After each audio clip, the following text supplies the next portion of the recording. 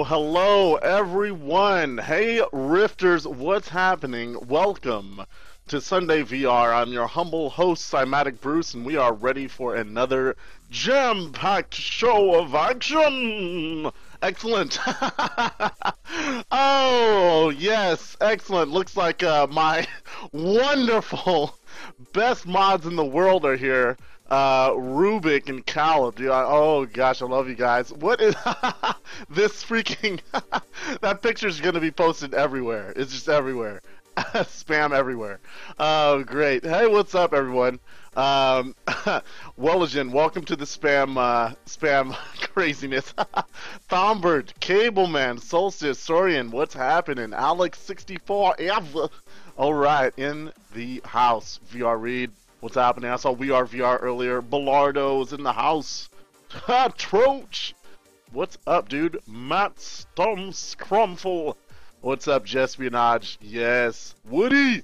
What's happening? Beats. Sloppy. 420 Turtle. Your boy Tweak. We have a full house of people. This is great. This is great. This is great. What is going on right now? We are going to talk about some VR. We're going to talk about the Morpheus. That'll be a lot of fun. We're also going to try out some demos. So let's look at the agenda for today's SundayVR. We are looking at Walk the Block, the Archeological Photogrammetry kind of UE4 demo, which looks pretty interesting. Virtual crash test dummy. The experience. Trek, Star Trek is all over this. The next generation engineering, we'll also be checking out the original series Bridge. It's a VR keyboard project that looked very interesting. We're going to check out the VRchive by Articulate out of Hawaii. Water Hazard, a tribute to Biohazard, or Resident Evil, as it's known here in the States. VR games by kids and for kids. We're going to see the result of the kind of workshop they had with kids over at the Darkfield guys, and then Fairy Forest, a VR game that's designed for children, so we'll see what that's like. Hotel Room Simulation.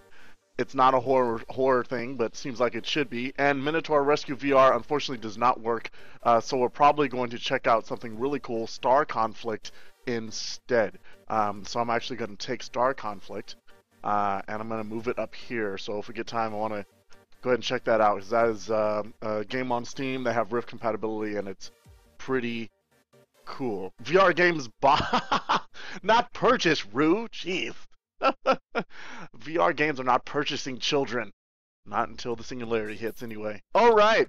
In the chat, discuss everything. Ask me anything. And we're going to start off discussion about Morpheus impressions. And also non-game uses of VR. That topic never really gets that old. And any news that's going on. Some of the hottest news today I've seen been going around is about the whole CCP has confirmed that Oculus is researching control methods.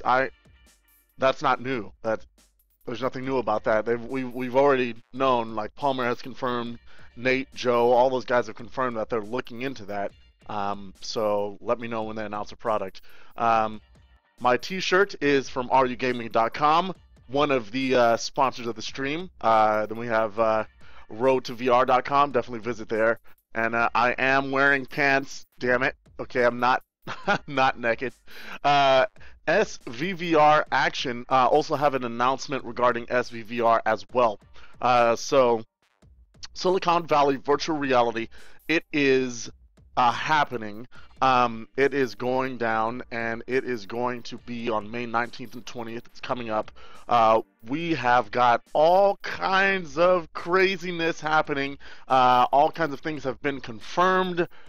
We have the inventor of the iToy, PlayStation Move, the serious work on the Morpheus, Richard Marks. He's on board. He will be there. You can go to svvr.com and check it out.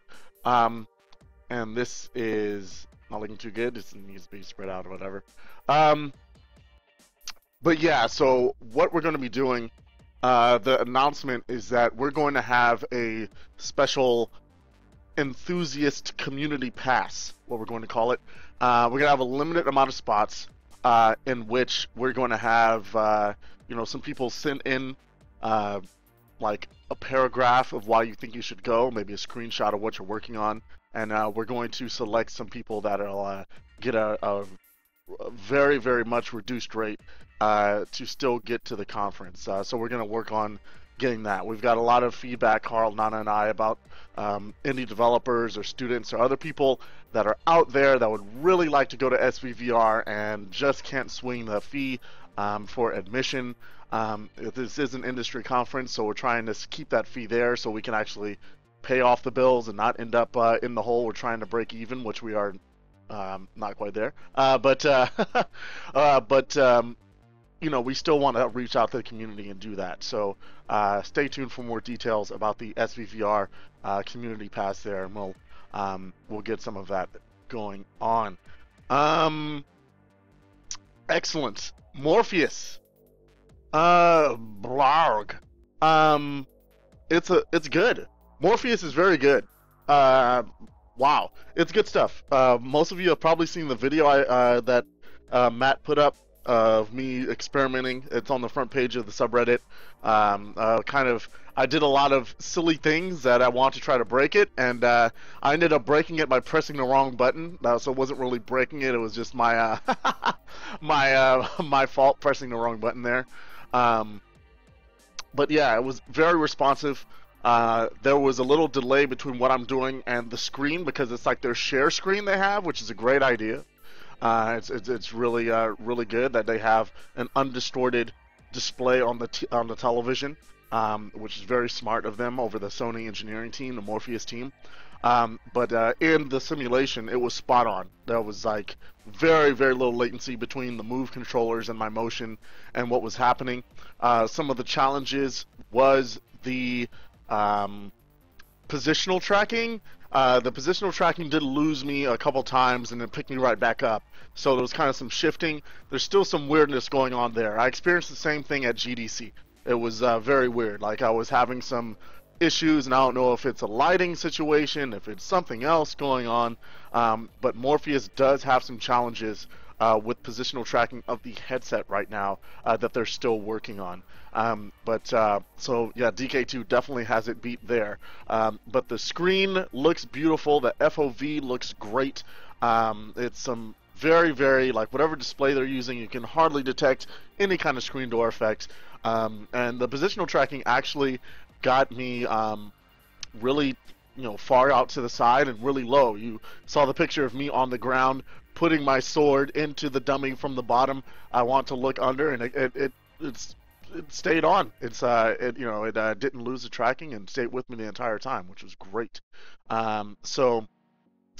Yeah, the screen definitely is pretty quality. I don't know if that's their final screen that they're going to be used, the final display that they'll be using for the Morpheus, but it looked very, very nice. Definitely comparable to the DK2, even with the OLED. That LCD they're using is a very nice one. Yeah, it's not low persistence, so it's definitely a little bit of motion blur in there, but it is pretty nice. And the demo they had was kind of the one you might have seen before when there's night and you can whack off pieces of the armor and kind of, you know, grab things freely and throw them, and have like a crossbow and then a dragon that eats you at the end, which was freaking crazy. And that was awesome. And then at GDC and the Morpheus, I tried this one. I think it was called Into the Deep. It was like you're in a shark cage and sharks are slowly tearing apart your cage there, and you have like a little harpoon gun that's being controlled by the PlayStation controller. And then I tried the Eve Valkyrie demo. It's an earlier version of Eve, not as good as the one that Oculus has for the DK2. There was some assets that were missing. It was still pretty good. So, yeah, FOV comparable to the Rift, as well as the quality of the display. I think right now it's the tracking, and whether you like the fit, like putting it over the top and having a vice on. Some people will like that, some people won't. I'm not a big fan of the vice. However, it was more comfortable around the face because it doesn't sit on your cheekbones, it doesn't sit on your face. It's all the weight bearing. It's like, you know, it's the back and then like a pad on your forehead where all of the, you know, basically holding it together there. And it was very stable. I got down and it was very stable as far as that. So I don't know. It's growing on me. The first time I tried it, it wasn't all that comfortable. It bared down on my glasses. This time it didn't. So it was super comfortable at SVVR. So definitely like that. Yeah, but I imagine putting it on and taking it off will be not as quick, or doing development on it. I don't know. I mean, because you can sit the Rift right here and just go foo foo foo foo. I don't know. Doing development on a Morpheus, I don't know how that's going to work. I mean, you're gonna have, maybe you can shift the thing back and then plop it down. I don't know. You have to figure that out, I guess, when we get a hold of one. Sweet. So that just about covers Morpheus / DK2 / impressions on all of those. And LEDs on the back, it got full 360 and kept. That was awesome. I turned all the way around, checked the dragon out behind me, and it did not lose me, did not skip a beat. That's very awesome. So that's cool. Boone, just use the Rift for Morpheus development. That, yeah, I think that's what a lot of people are going to be doing. They're going to design for Oculus first and then port to Morpheus. I think that's that's probably likely. As far as the control box, I mean, they had a PlayStation 4, they had the camera, and then I didn't, the other stuff that was there, it didn't seem like a lot. I mean, they had wires going to something, but it didn't seem like it was, you know, maybe a little bit bigger than the Oculus one. I don't know. So I didn't get a good look at it. I was really all about the awesome interaction. PlayStation Move controllers probably should be packed in with that thing. It's so good. PlayStation Move controllers, it's a totally different experience with Move controllers. It's so good. Like, yeah. Daddy asks thoughts on the Fox News article. Not really. I mean, Fox News is doing what Fox News usually does. Take something that's cool and blow it out of proportion and get stupid about it. You know, it's like, atheists! It's a war on Christmas! Video games! Is your child playing a murder simulator? Then I just new VR headset. It's gonna be the next big thing. Or is it gonna be the next big scary thing, bro? Come on, dude. It's Fox News. This target demographic is 80-year-old grandpas that are conservative and have a shotgun and a Bernard or something. I don't know. Like, you know, St. Bernard. Like, hey, they sit in their house in Arkansas and talk about people on their lawn. I don't know. Like, you know, it's like, dude, I don't know, Fox News. I mean, there was a point in my younger days when I'd get really bent out of shape and all like, Fox News, fear-mongering, blah, blah, blah. You know, they're going to make themselves irrelevant soon enough.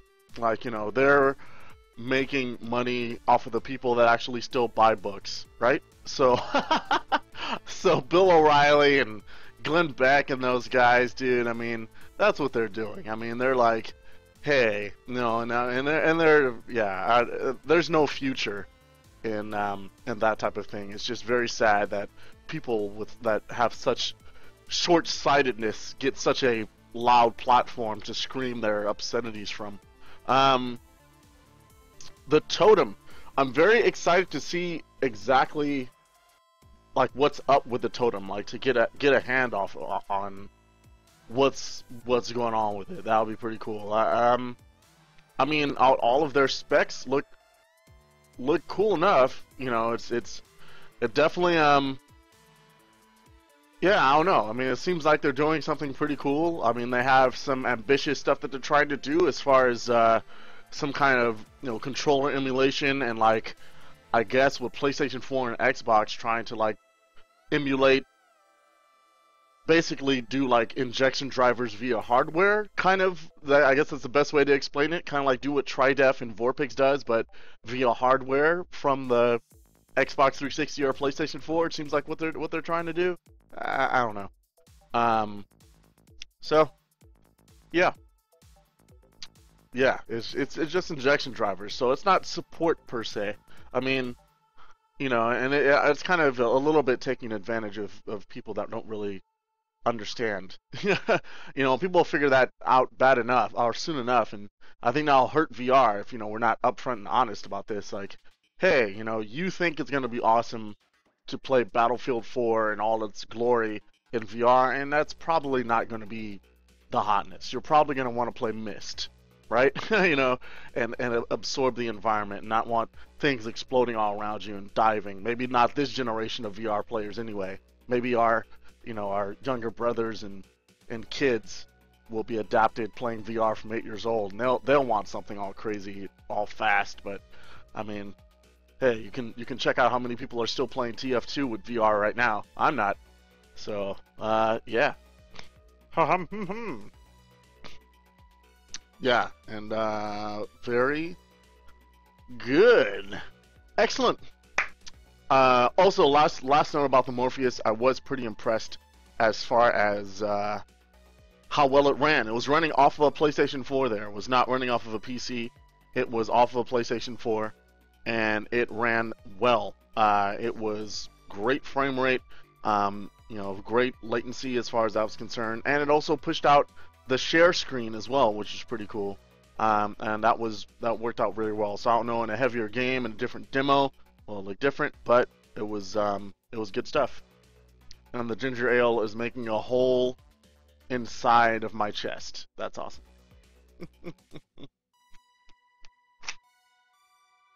Cool.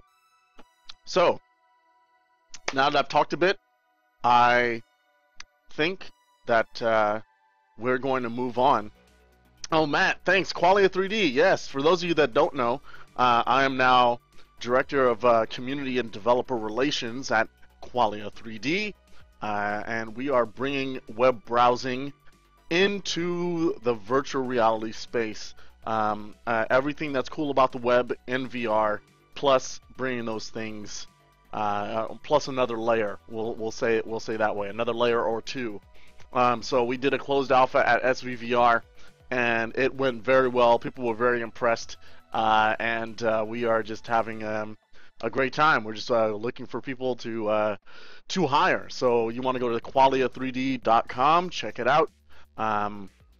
Thanks, Everyday. Appreciate that, man. Thanks, Sorio. Thank you, man. Appreciate the congrats, man. It's good. I've actually officially changed my LinkedIn. It's pretty wild. So, yeah, it's good stuff. So check out our jobs page.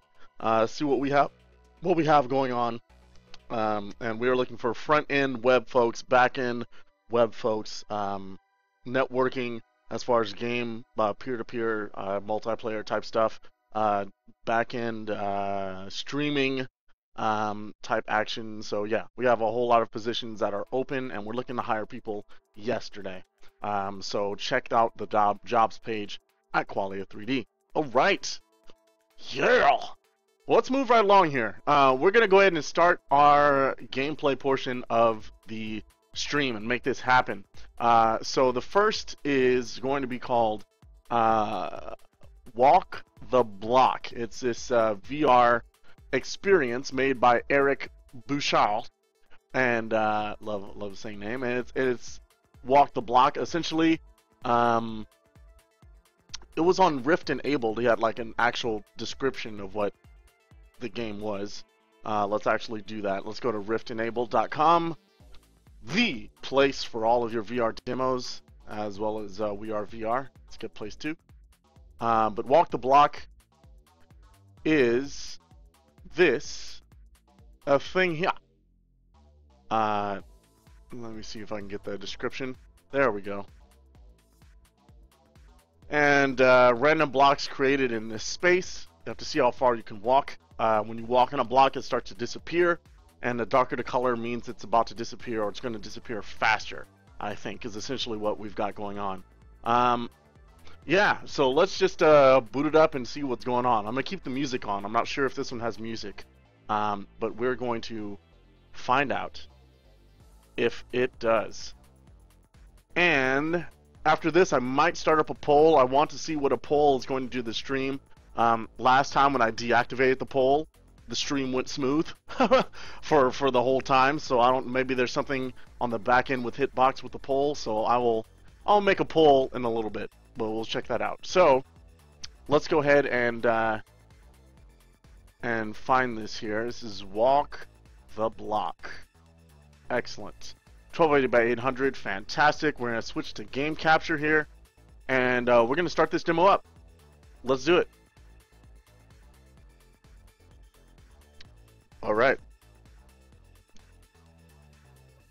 So we have a demo, Walk the Block by Eric Bouchard, and looks like there's some lava down there. So this is a very simple demo. And what is... That's a weird thing happening with the mountains in the background are like disappearing as I look at them. I don't know what that's about. Anyway, let's give this a shot. Press F to start. I'm at 0, I'm assuming. Oh, there's more blocks over here. Oh crap. Okay. So I just keep going, and as they get darker, can I... Oh, I can press shift to go faster. That's awesome. So as they darken, it means they're disappearing, right? Oh, God. Ah! Ah, no, no, no! No, no, no, no, no, no, no! Crap! No! Wrong way! Ah! Okay. Okay. F key to reset. So I like the concept. Obviously, this is pre-alpha. Very, very simple. Where the hell? Okay. So it's randomly generating kind of like a maze, right? And so you're trying to get through the maze. Which way did it... Okay, excellent. And not fall. Okay, excellent. Alright, alright, alright. Good. Okay, is it like... It's going that way now. I see. So definitely it's like a good mix between looking down to try to get your footing and looking up to make sure that you don't miss exactly where direction everything's going. Okay, go, go, go, go, go, go, go. And these things are darkening. That means they're about to disappear. Can I just go this way? No! Ah! Crap. All right. Not bad. All right. That was an interesting start. Interesting demo to open up on. Kind of a cool gameplay concept, very simple, but pretty fun for like a one dude thing. So it's pretty cool, pretty cool. Interesting indeed. All right, so yeah, that's a cool kind of proof of concept that has going on there, and yeah, looks like that could be part of a game mechanic of a larger platforming game, like to try to get to the end. Right now it's just get as far as you can, but if there was like, you know, one platform and another and you have to get there, that could be pretty cool. Also, it was kind of reminding me of Toe Jam and Earl, how the all of the land was kind of procedurally generated or randomly generated there. So that was kind of a good good nostalgia memory there. So that's pretty cool. All right. Excellent. So what is going on in the chat? Just Espionage, one of the developers of VRChat. He's just talking about how we're gonna have the author of Ready Player One, Ernest Cline. He is super cool and was gonna come on and actually talk to everyone doing AMA on VRChat. And unfortunately, there were some connection or firewall issues in the place he was at. So, yeah, but it's going to be rescheduled, and we definitely will have a time to meet him. It's going to be at a later date. It'll be rescheduled, and so be on the lookout for that. I'm definitely looking forward to trying to meet up with him and talk to him in VR. How awesome would that be? Talk to Ernest Klein in VR. So be on the lookout from the VRChat guys and on the subreddit for that announcement. That will be rescheduled soon. All right. What do we have? We're next. We're moving right along here. Is what we're doing. So we are going to look at archaeological photogrammetry showcase. Let's open up the page and take a look. So this is a developer that is doing something very interesting. He's using kind of laser scans, photogrammetric data, like different types of mapping to kind of really, put these items, like kind of archaeological sites. I think there's like a dig site and some kind of like ancient art type things, or not ancient, I guess, like old, old enough, and like some archaeological digs and things like that. It basically have 3D scans of these things in this environment. He's using UE4. It's supposed to be quite cool. And as a double header here, we'll also be looking at our this.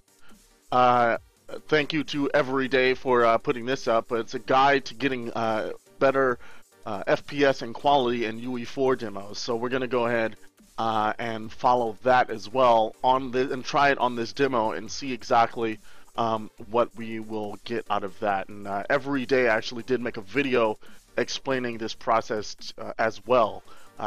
So you can go to Everyday's YouTube and check that out, or check out that Reddit post. But it's quite good, and I'm gonna try to remember all the there we go, all the little awesome things to type in. Zoop doot doot doot doot doot. SP. All right, yes, it's SP and S, right? HMDS and HMDSP. All right, good, awesome. So we're gonna go ahead and oh, you know what? I'm actually going to go ahead and put that link in the chat as well. There we go.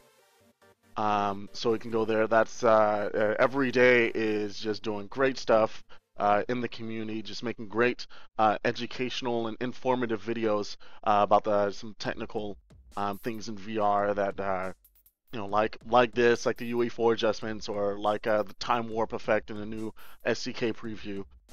Great job, dude. Great job, Everyday. All right, excellent. So let's go ahead and start this thing off. I'm going to pause the music here. Good, pause the music. Go ahead and Archeo Showcase will open right up. So I'm going to switch to game capture now.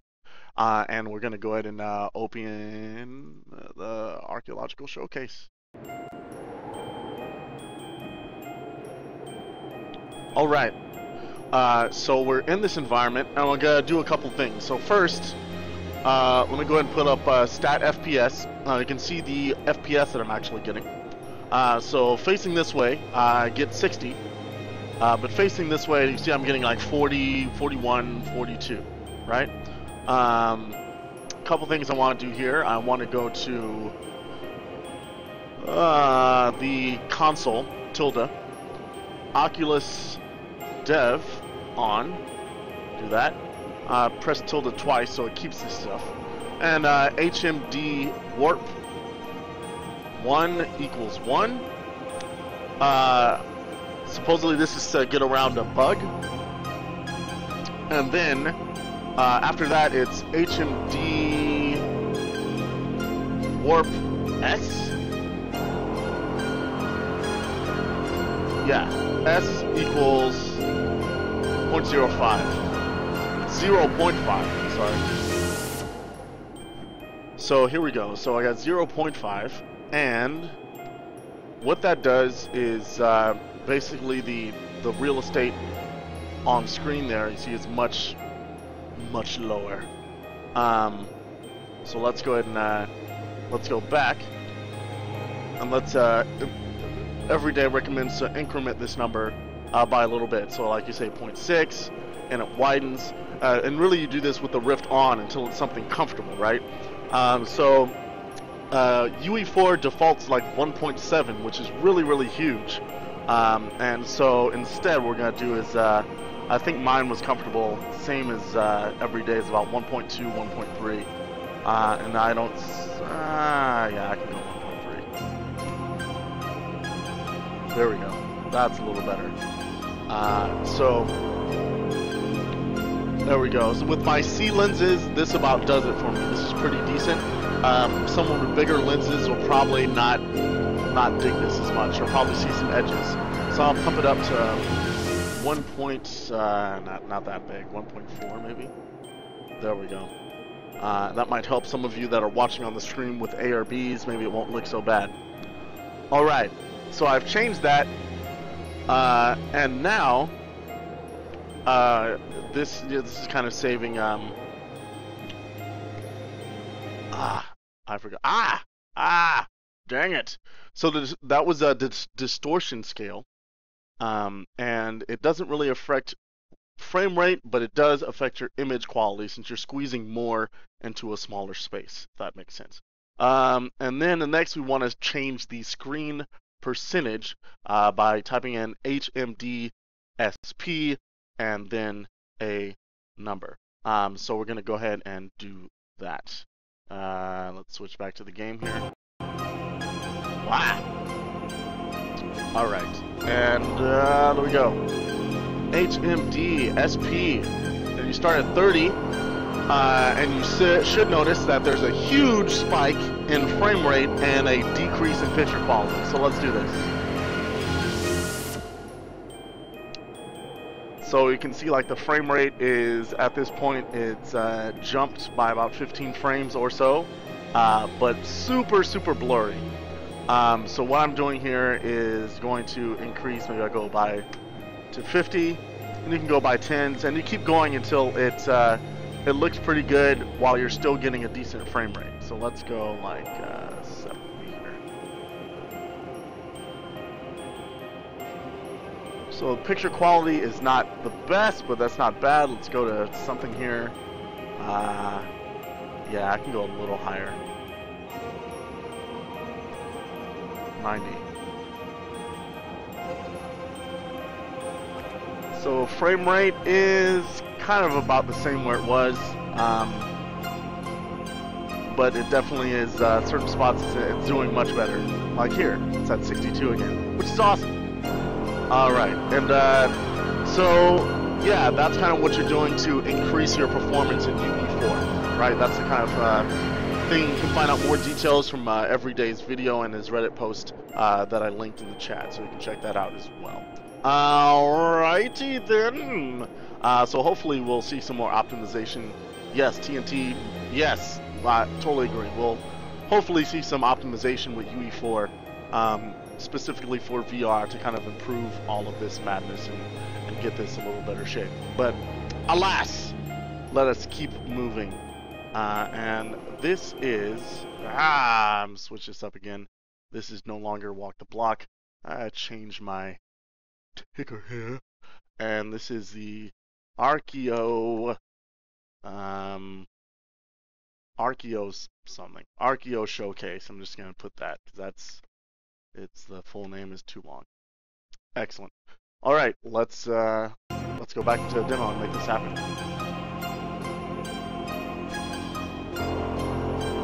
Demo. A demo. Dang it.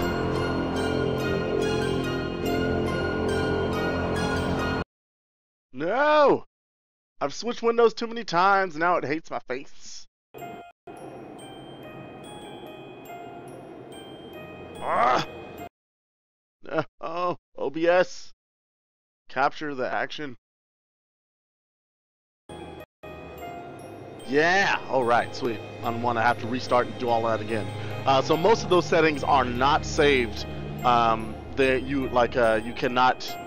You have to redo most of that stuff every time you start the game, except for the last one, I think. I think you can put that in an INI file. Everything else you actually have to do, as far as I know. Alright, excellent. So I'm glad I didn't have to restart. Xbox controller? Yes? Yes. I'm going to go ahead and use Xbox controller here. And let's check out this demo proper. And looks like I got no right analog stick, so mouse and keyboard it is. Let's go.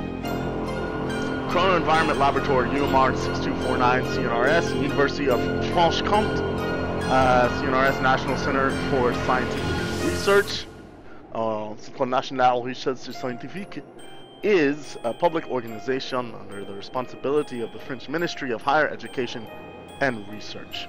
So that is where you can go to find more information about the stuff that you will see in this demo.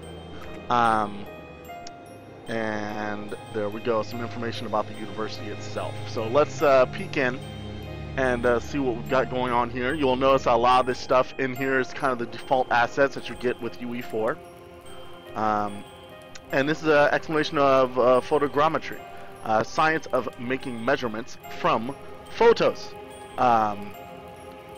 There you go, map, drawing, measurement, or a 3D model of a real-world object or scene. Many of the maps we use today are created with photogrammetry and photographs taken from aircraft. Excellent. Beautiful.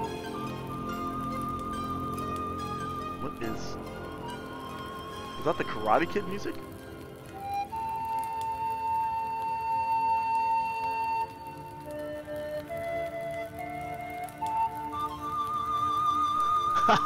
Daniel Sa. That's awesome. Beginner luck. Oh, now, no. It sounded like Karate Kid for a second, and now it sounds like a Quentin Tarantino movie. It's from Django. Excellent. Love the song. Right, so some weather effects happening here. That's neat. Awesome. Let's peek in farther. Nice. Alright, so it looks like we've come upon a kind of a nice lounge and some interesting art. Let's see. Jerome. Elise Verso, 1872. Phoenix Art Museum. Alright. Le Plateau de Gladiateur. Alright, very good. More information on the statues. Kind of cool waterfall. Chrono environment. Let's keep going further in. What do we have here? Gab, what can I do? Default text description. It's like a map here. Ah! Player PM146 burial. Can I like press a button here?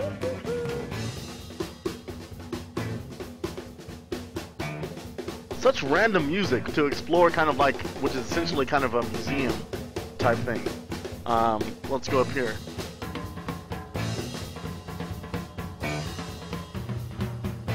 This place. Augmented reality in a virtual world. A wall. You have already got it, right? I don't get it. I don't get it. I'm sorry, I don't get that joke. Alright, here we go. Got another kind of lounge. Just kind of random distribution of objects using stuff from the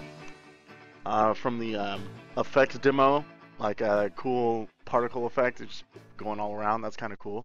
Laser scan data. Intihuatana, Machu Picchu.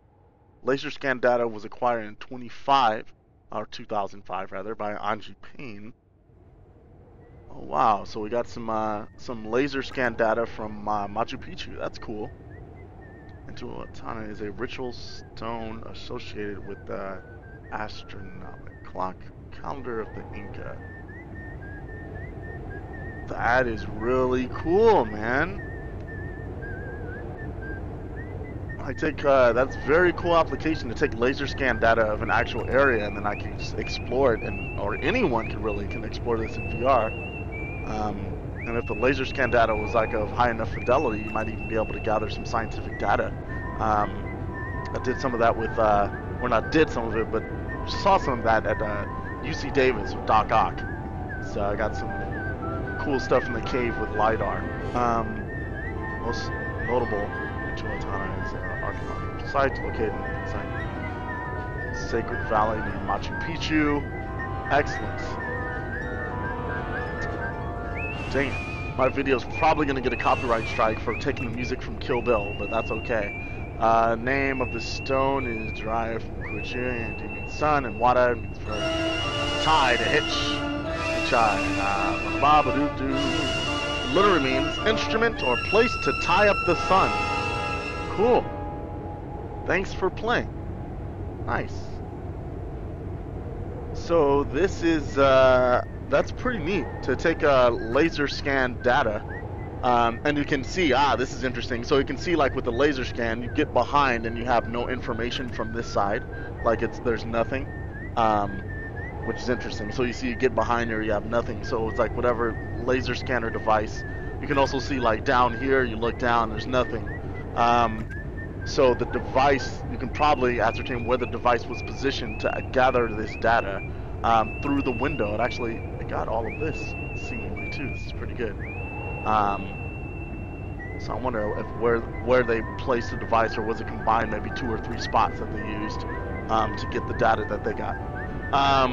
Yeah, that's a very cool application. And on top of all the UE4 like weather effects and all this stuff, it really adds to the sense of presence, and not just that you're looking at dry data, that as if you're exploring this place for real, which is really very, very cool. All right, I like that. It's an interesting application, and one of the ways that shows that VR is definitely going to be a big boon for science, man, as we get more research done in VR. So that'll be pretty cool. Awesome. Let's go ahead and exit out of this. Excerpt. Excerpt. Cool. Excellent. And back to the desktop and back to some tunes. Awesome. What are people talking about in the chat? Let's see here. Everyone's talking about everything. Yeah, the music was definitely odd. Shigawire says hello. Hello, Shigawire. Yes, Tarantino music all over the place. Poll, says CMBot. All right, let's see if we can bring up a poll and not kill the stream. Select a game. Games. And oh man, you know, can I do this? Oculus. Hitbox guys, put Oculus Rift in the list of games. That would be awesome.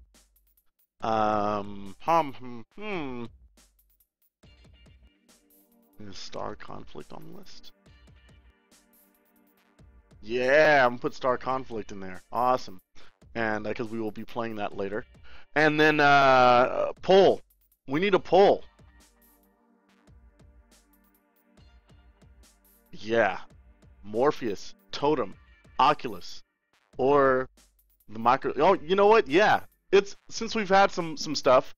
Let's do that. Let's do a VR HMD face-off. I'm pretty sure Oculus is just going to win this, but we'll just do it anyway. Just, you know, you never know until you try. Science. Let's do this.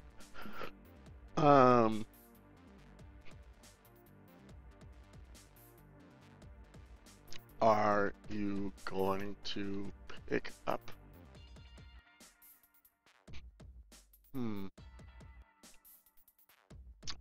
So first, of course, is Oculus consumer unit. How about next we go Sony's Project Morpheus, PS4.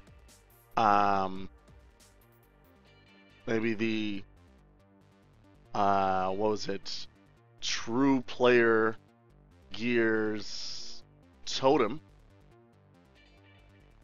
console and PC, and Oculus seems to be PC, which is cool. What else are we gonna put in here? Microsoft's Vaporware. Let's go ahead and put that in. There we go. And how about Game Face? That's mobile, or that's mobile Android. So, and then Microsoft Vapor. That's going to be the code name for it. And there we go. And we're going to go ahead and start this poll. And there we go. Poll has begun. Put in your answers. So that's sweet. All right, excellent.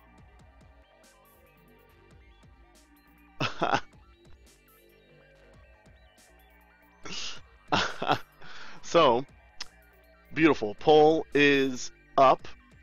Put in your votes. I am not surprised to see that everyone's pretty much in the same camp, but you know, we'll see. Moving on to the next thing in our agenda here. Let's see, let's back this up. Archeological showcase was actually very cool. Very excited to see more stuff like that. I think there should be like a great academic archive of all of this LiDAR data, and it could just be viewed in VR. I think that would be so cool. So cool. All right. So let's take a look at the next thing on our list, which is virtual crash test. So it's basically being a crash test dummy from the first-person view. Let's see here. It's going to be tested at Sydney Royal Easter Show, 23rd of April, which is pretty sweet. So this is kind of a floor of the trade show type demo. It seems pretty cool. I don't think there's any real controls. Just look around. I think it just starts off and you start crash dummying. So let's go ahead and find out what this is about. Awesome. Yes. Archeological is done. We're gonna go ahead and I'll just call this VR crash dummy. Go ahead and call it that. And let's start it up. So I'm going to find it here. VR keyboard virtual car crash check. All right. Where are what? There it is. 1280 by 800, fantastic. Sounds good. We're gonna go ahead and pause the music here. Switch over to game capture mode, and we're gonna start this party off. Let's do it. Please look around the car. Please look around the car. Can do. Get the mouse out of the way. I'm a crash dummy. Welcome to the test center. Welcome to the test center. Look around the car. I'm looking around.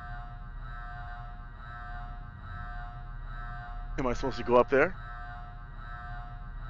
Welcome to the test center. Please look around the car. Okay.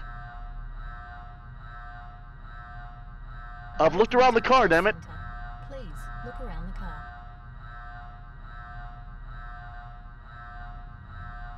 Okay.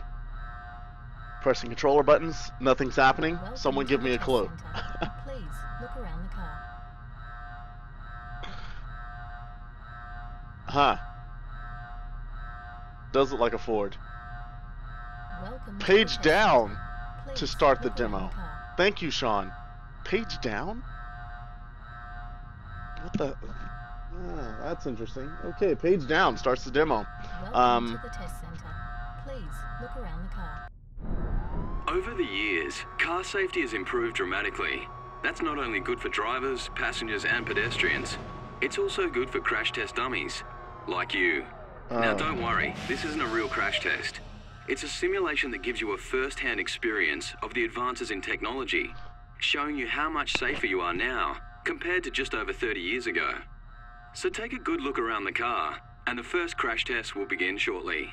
Oh, Jesus.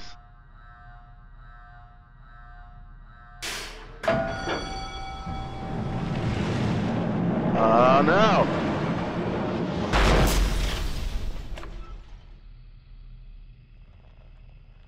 That wasn't too bad.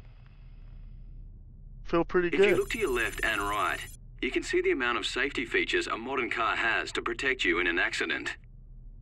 Cool. Side crumple zones, blind spot alert, driver airbag, lane departure warning. But wind back What? the clock, and things aren't quite as comfortable. Oh no! No, I don't want to be in this car.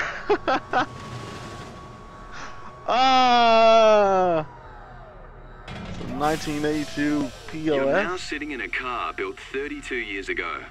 Initiating second crash test. Everyone's dying. Going through windshields, even with seatbelts on. A big difference. But to discover just how much has changed, let's see that crash test again in slow motion. What? It's gonna give it to you in slow motion? That's dope.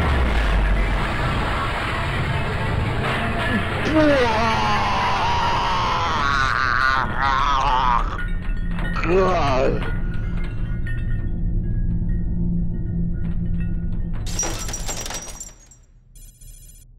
As you can see, just 32 years ago, cars had Brakes, hardly any of the safety bumper, features that help protect seatbelt. us today. To find out more about car safety, please explore the rest of the Crash Car showroom. Thank you for being our crash test dummy. You can now remove your helmet. Awesome. Welcome to the test center. Please look around the car. That's pretty cool. I guess it's good for a trade show to have page down start, and then you can just like have it here and press page down whenever you're ready, run the next person through. Welcome to the test center. Yeah, Please look around the car. that'll be pretty sweet. All right, awesome. That was pretty cool. Oh no, probably want to exit that proper there. And that's a salt for it. There we go. Excellent. Wow, what a great that's really good for marketing for like a trade show. I mean, to have something like that, and then really drive the issue home. Really pretty good for a driver's ed course too, to experience an accident firsthand. Maybe something worse, like experiencing it with and without the seatbelt, for example. I think that would be pretty freaking cool, and have probably a better impact than just watching. What's that driver's ed video they show everyone in America in high school, like Faces of Death or whatever it is. Ugh, grisly. I guess that's effective too.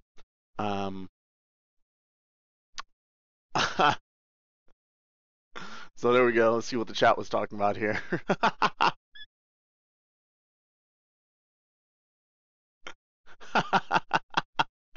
I'm driving on the wrong side of the car. Yes, I am. Yes, I am. So I push page down and doing some driver's ed here. The coffee cup didn't make it. This is absolutely true. Coffee cup did not make it. That was a good demo though. It was solid. Awesome.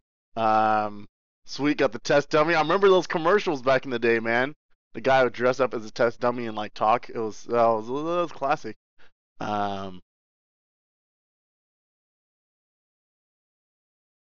Nice. And yeah, there we go. It's cool. It's good stuff. Excellent. So yeah, that was a pretty cool demo. I like that demo. It's pretty cool. All right. That worked out well. Very solid, very useful. Expect to see more of this type of stuff on trade show floors and like job fairs and like classrooms and things like that. I mean, it's simple, it's straightforward, but it definitely drives home a great point. Although I'm not looking forward to getting sexual harassment training in VR. I think that would not be that cool. All right, excellent.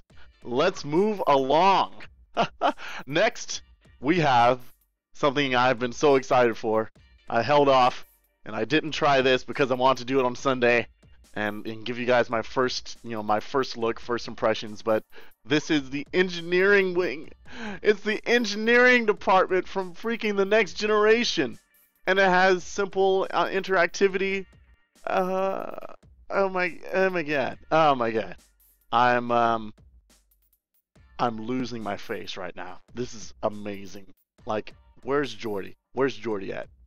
I want Jordy right now. And I actually just watched that I think it was a clip from Community when it was when he meets LeVar Burton in person. He's all he can't handle it. Awesome. All right. So enough talk. This demo must start immediately. Engineering, man. Engineering. Oh my god. All right, let's go ahead and go to game capture mode, and time to be Jordy, baby. Nice. Let's stop this music. I didn't play that in the 23rd century. All right, here we go. Play. Dang it. No, not yet. I need to change the ticker. It needs to say, Trek. TNG. Engineering. There we go. Excellent. Ticker is changed. We are ready to go. Let's do this. All right. So this is cool. Good old Drash doing this. This is awesome. So put on your VR headset, and when you're ready, press space or A to continue. And there we go. So I'm gonna hit A. And engineering, non-commercial scene made for fans. Intellectual property depicted herein is not affiliated or endorsed by the original rights holder. Sound effects enter for life. There we go. Yes. Awesome. Best disclaimer ever. Ah! This is perfect. Oh, I got the track lights, the carpet.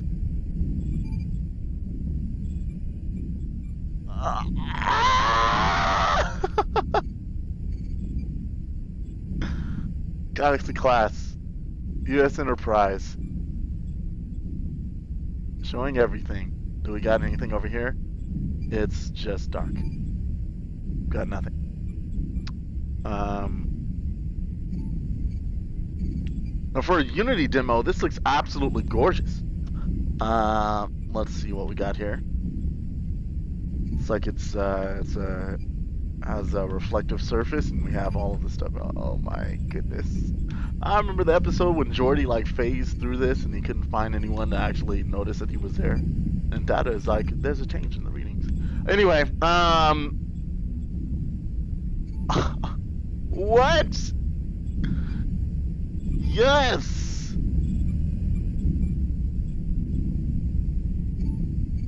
Oh. Oh my god.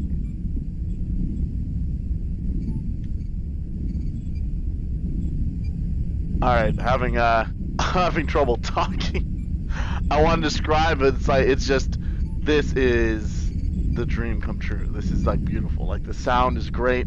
Like I get in here and I hear the hum of the engine. Oh, that's amazing. Like I hear like the hum of the drive as you get close to it. Just like the ambient noise is excellent. Let's see. It says it's partially interactive, so let's see if there's anything that we can do to actually make something happen here. Various consoles.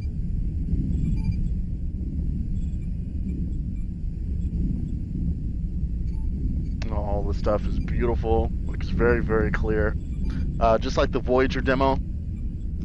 It'll be wonderful if this stuff, like, lit up, dimmed, if things were flashing or if things were moving on these panels. I think that would be really, really cool. But nevertheless, this is pretty damn sweet.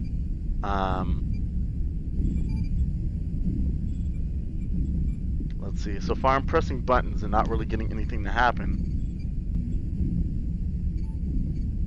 I don't know if there was supposed to be something else, or are there rooms I can go into? No, nothing. Let's see here. Does this open up? Not at all. Some spectrolysis going on there. All right. So this looks great. The scale of it is fantastic. If I was standing in 6 feet tall, this would be like, you know, right above me. It's everything seems like it should, you know, it is where it should be as far as scale and size wise. Well, very well done. Lighting looks very good. I mean, everything here just looks great. Yeah, it's pretty fantastic. I don't know if there's anything else I can do here, or if anyone heard about anything that can be done. I'm not sure if there's anything else that could be interacted with, or like I've pressed like all the buttons. I don't know if there's something else to press. Maybe not. Anyway, this is fan freaking tastic. This really is. It's like being right here on the set. Like I was right here on the ship.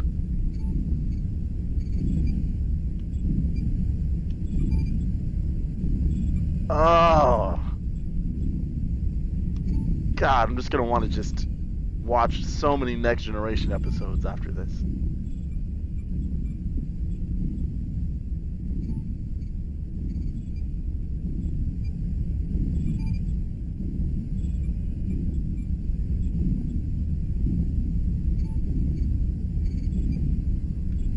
So cool.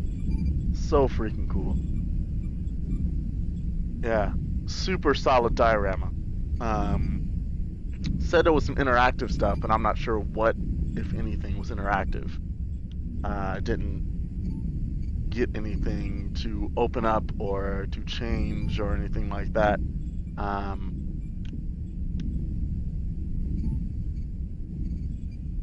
So just press all kinds of buttons here. Just make sure I'm not missing anything. And then the back button takes it out of Rift mode and just puts it in regular 2D. That's awesome that happens with a button press. All right, where's my? Oh, this thing is not even hanging on to my glasses. My excitement. All right, very good. Just a little geek out session. There's not much I have to say about that except that it's freaking awesome. It's great.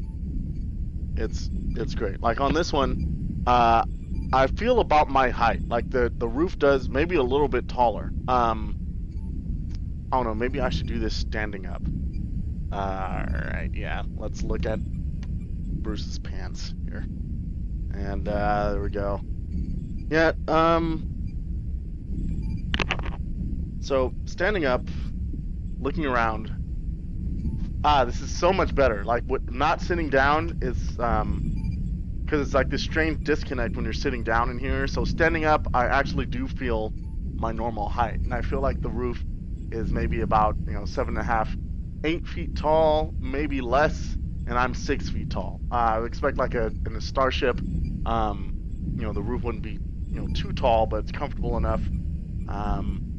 This is about what they would have on the set. Like I wish I had like a controller I could reach up with. Anyway, awesome. That was pretty great as far as scale wise. Very well done as far as that's concerned. So excellent. Yeah. So doing a lot of these diorama demos, especially when the scale is right, I would even suggest like developing while standing to make sure you get your scale right, because even I know I'm sitting down, and so me being floating at this point in space it just feels a little bit off. It's very cool, but I'm like having to consciously process that, okay, I'm standing in this environment to make it feel a little more natural. But as soon as I stand up in that same thing, it feels spot on. It feels great. So very good. Awesome. Wow. Yeah. Drash is a professional. I expect nothing less, but I just have to comment on that. Oh, and you escape and it fades out. How beautiful is that? Drash, you freaking man. I love you. Excellent. We're talking about some quarks. Awesome. Quarks from DS. Sexy pants everywhere. Yes, thank you, Rue. Appreciate that. Yes. There's a hidden Easter egg. You tell me now after I close the program. No. What is the Easter egg? Where is it? May the 4th be with me indeed. I guess. Alright, Star Wars. Speaking of things in Star Wars, excited about the all of the action with the new people that were announced for the new movie, Episode 7. That sounds awesome. But yes. I was told about the Easter egg like 50 times. I can't see anything, Caliber. I'm blind.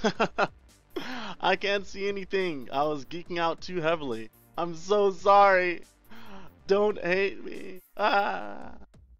What was the Easter egg? Now I have to try to go back and sift through this text and find these things. The Oculus Easter egg. There was an Oculus Easter egg. Was it just the logo? Or was it something else? Meh. Okay. Whatever. Cool. So that was the Next Generation Engineering by Super Duper Drash. For those of you who don't know Drash, he's the dude that did Titans of Space, and he's amazing. I met him in person at GDC, and he is the man. So awesome.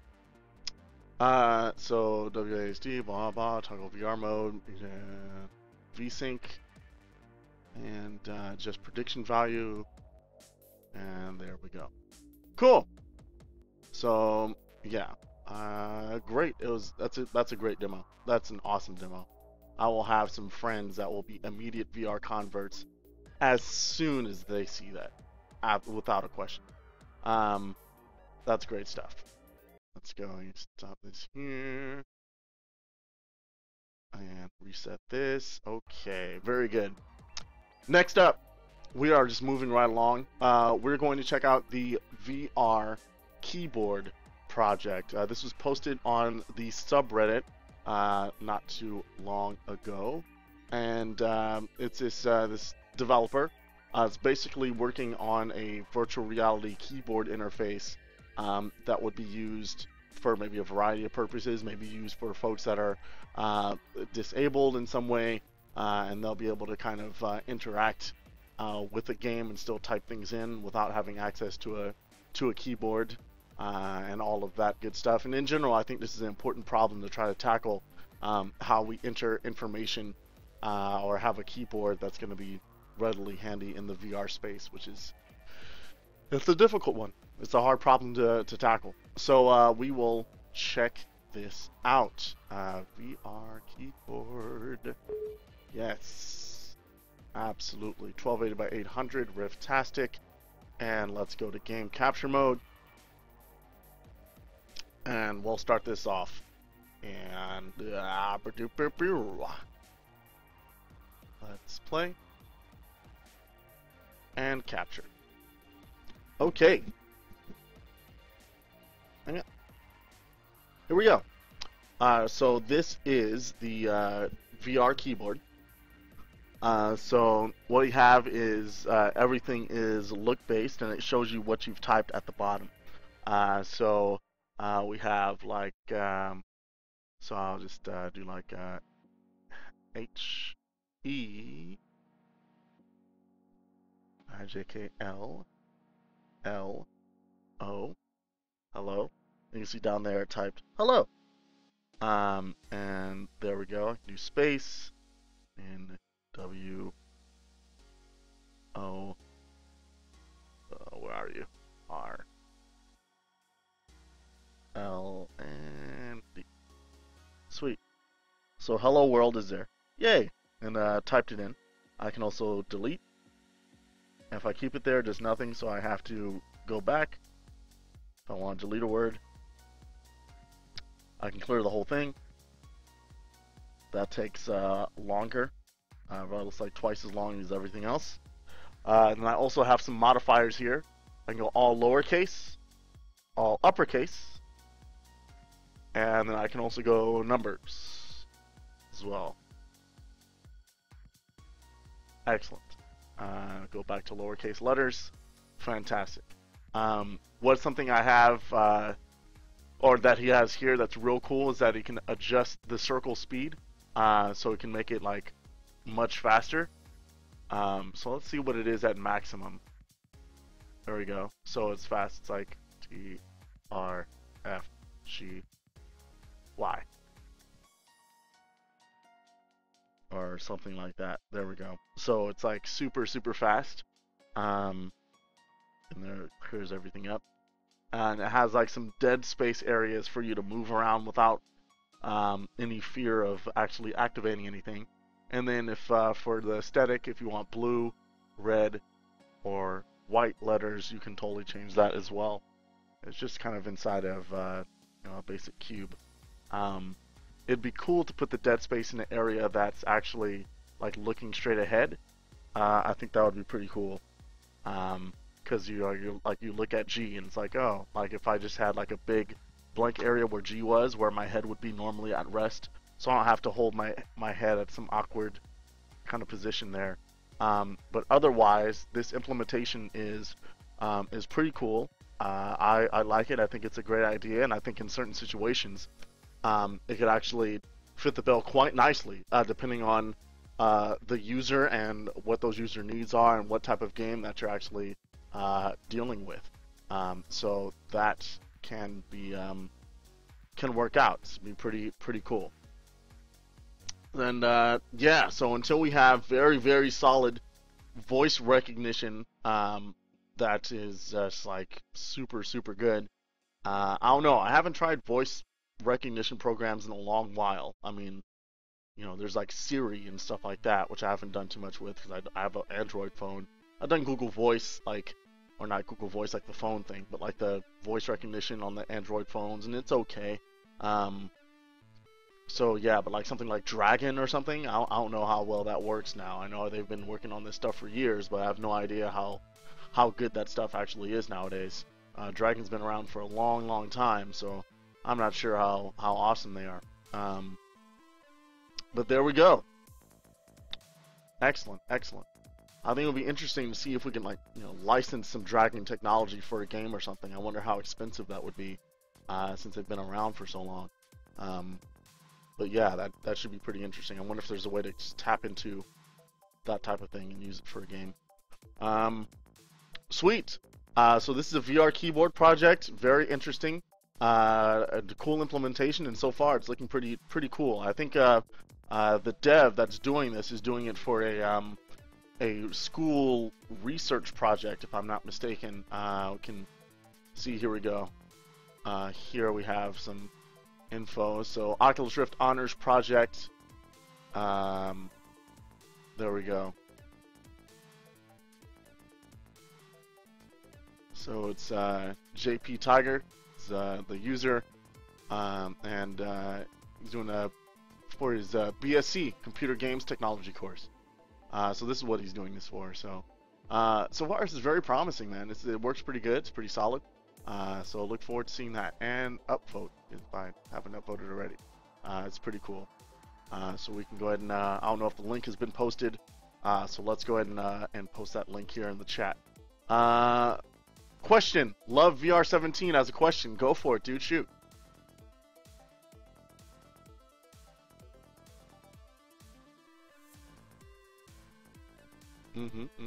Waiting for Love. See if he's going to give me a question here. Also up. Rift Consumer will have support for gaming laptops, and if the Rift is 4K and consumer, I'd like to see the maximum accessible.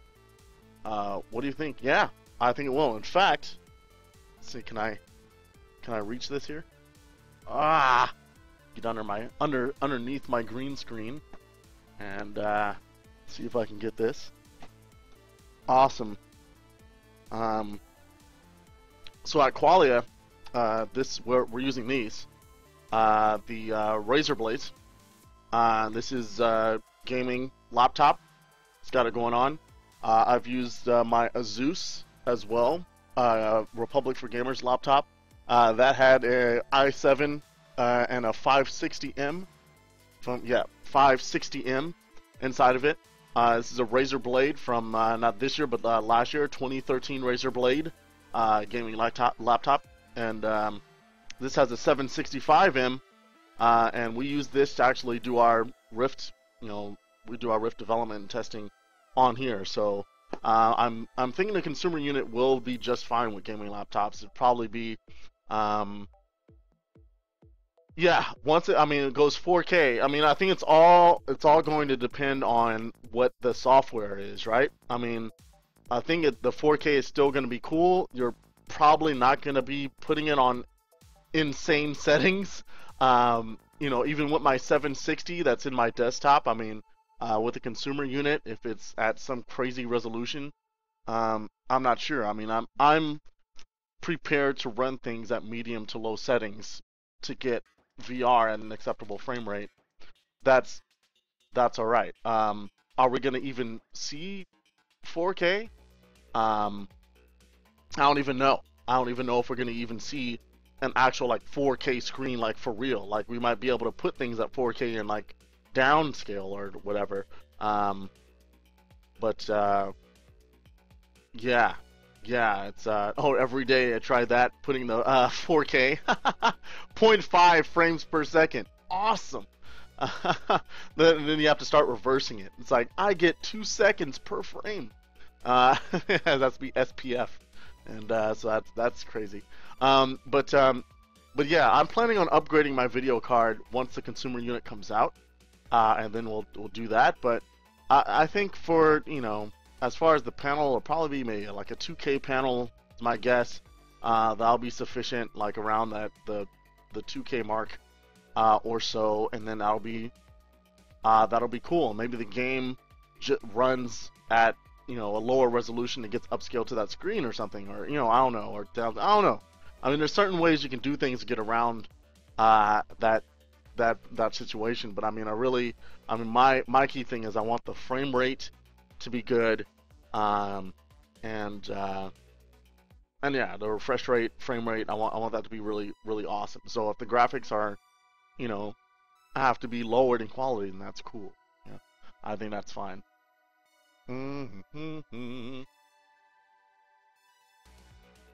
Excellent, good question. Thank you, love. All right, let's move right along. This is a great project with the VR keyboard. Always excited to see how people are getting creative to try to tackle that problem in particular. It's a very interesting one. Next up, we have the VRchive. I think it's just archive, but it's basically alpha.vrchive.org.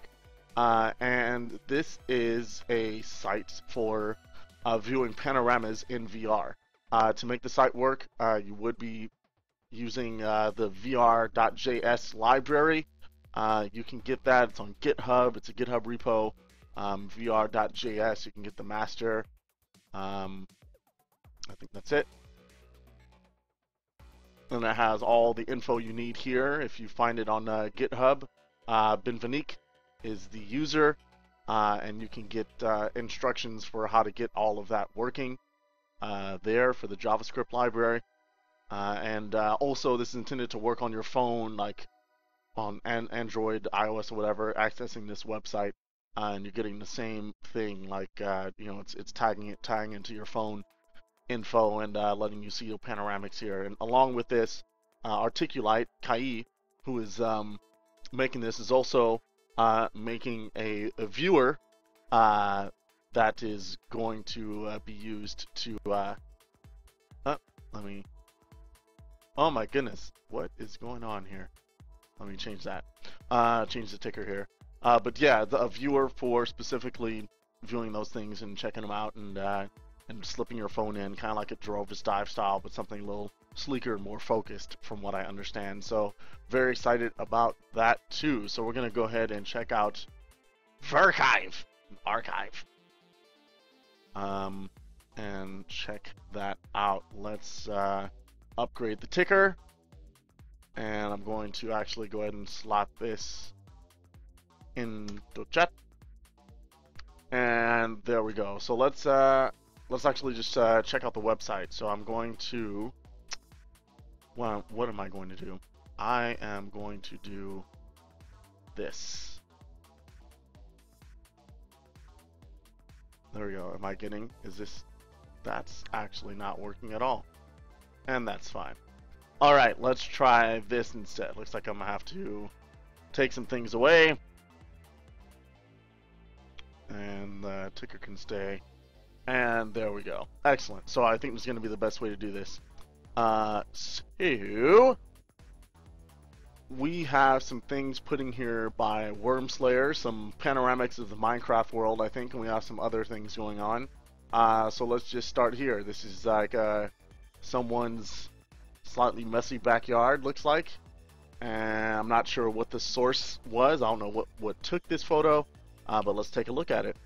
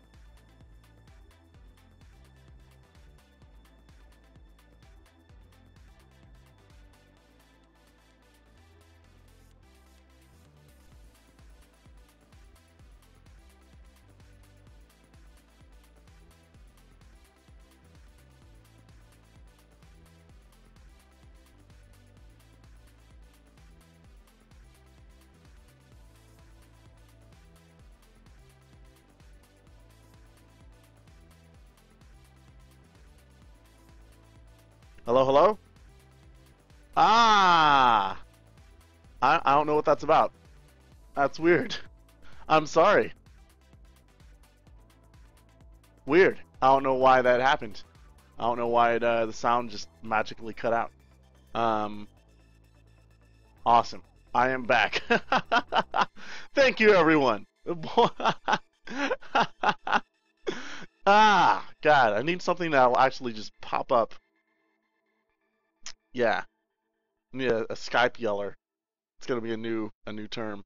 Let's see. I believe Wormslayer put up these images of Minecraft. It's a panoramic. Let's take a look. Awesome. Looks like I'm very high off the ground. There's a sphere projection here. This looks good. This looks awesome. What freaking awesome mods are these to make this look so smooth? I haven't put any mods in my Minecraft whatsoever. I've done no mods at all. This looks, yeah, this looks fantastic.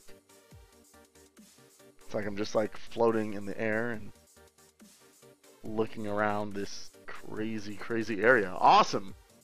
That is, pretty sweet.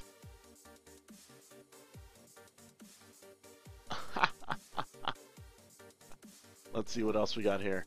We got some Minecraft panoramics. What is this? What is this? What is this? Is this a cave?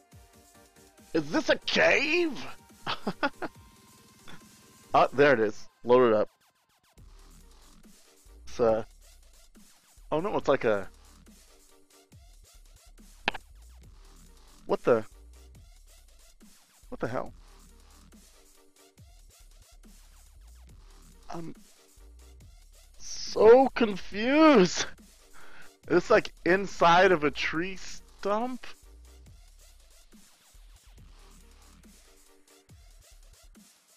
What do you even take this picture with? What the? Interesting. It's inside the tree, but that's wild. I don't know what they did to take that picture. Let's check out at least one more, because yes. Which one here? Which one is looking good? You have to sign up to unlock everything. Oh, let's go. That has a random button at the top. Let's pick a random one. Pick one that I haven't got before. Random. There we go. That's awesome.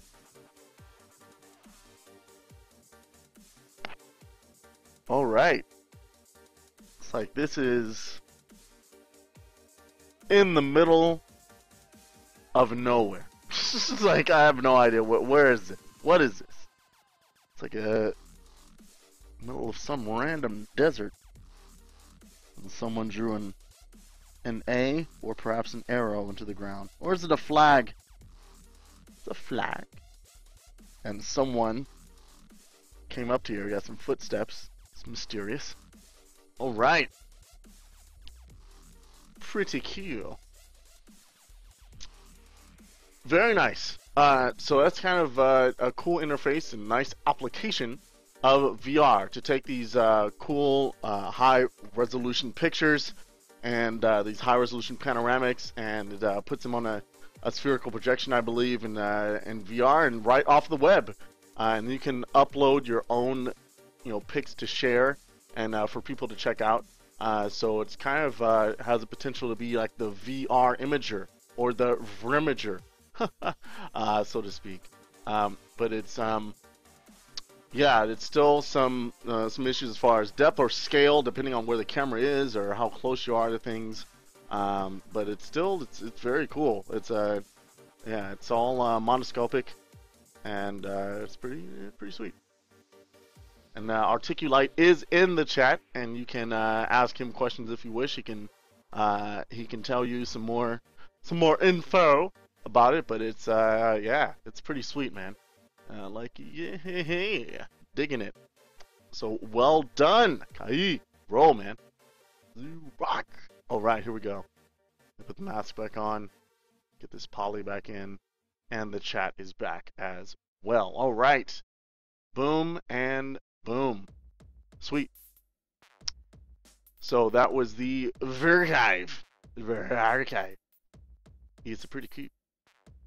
Whoa, what is that picture, Worm Slayer? That looks pretty sweet.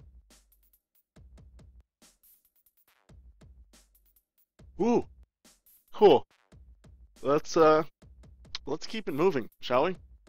Next up, I just got done with the VRchive, so we're going to check out Water Hazard.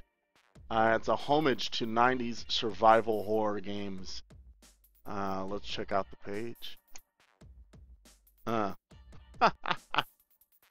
of make a fake logo there. That's kind of nice. So it was basically intentionally making it look like a PlayStation 1 game. And so it looks like PlayStation 1 graphics. It's pretty cool. It's part of one of the Littlum Dare game jams last weekend, or I guess. All right, so it's a third-person adventure. So we're gonna check this out and see how it functions. I want to see how this looks like both with these blocky 1996 graphics and also third-person as well. I don't see enough third-person VR going on, so I want to see if that's actually happening. So let's check it out. Water Hazard.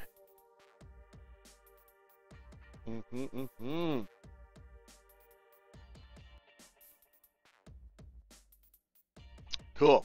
WASD to move. E to use or shoot. Space to ready gun. Shift to run. Rebind joy keys for joypad. What?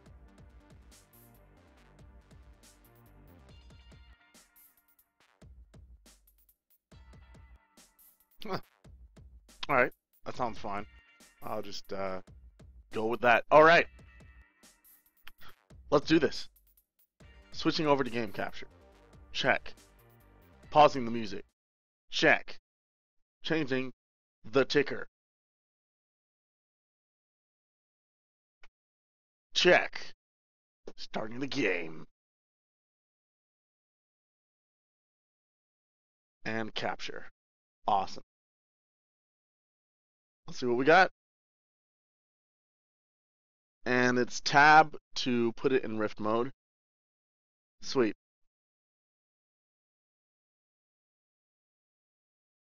Does it not move here? I guess maybe it doesn't move here. Press enter to start. My mission. Get into the ship. Alright. Find out its destination. Tracking and is contents of its cargo. Sounds easy. Not Let's here. go. Oh, duh. Damn it. Alright, I've got to exit this. The browser still has my... It's still hanging on to the Rift. It's still engaging the Rift tracker, so I have to close that and then reopen the browser here. Let's see here. New window. Alright. Okay. Good. We are probably in good shape. Okay, excellent. Let's try that again. Water hazard. Do it. And excellent. Alright, we've got tracking. Sweet. So, game tries to replicate the look of a PlayStation 1 game. Please select your resolution. Tab is Oculus Rift. And enter to start. So, let's go ahead and press enter. My mission. Get into the ship. Find out its destination. And contents of its cargo. Sounds easy. Let's go.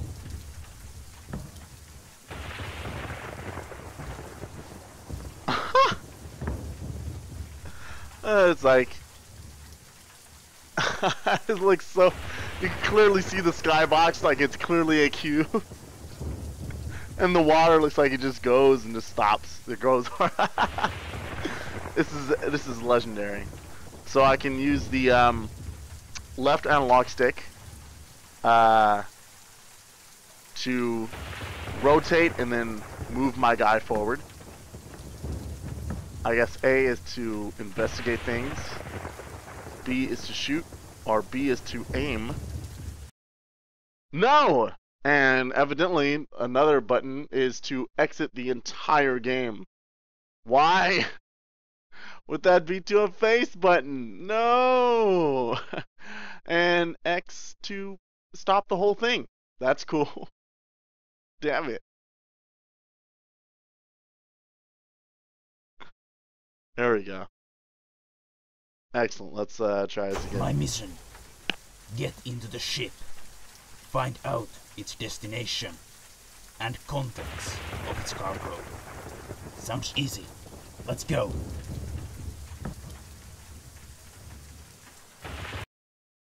Ah! Okay, it's Y. It's not X. It's Y. Damn it. That needs to be remapped. Why? Why? Why? No. Let's see here. Input. There's no reason for exit to be mapped to escape. Quit game. Let's put quit game as back.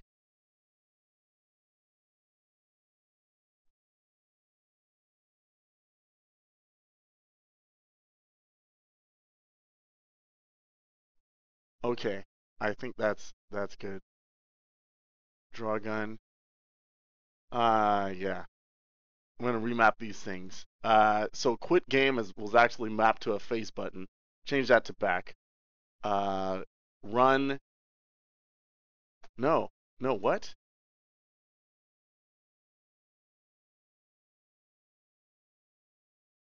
I don't even know what's going on with this. It's just changing the buttons at will. Run. Let's, can I go shoot as the trigger?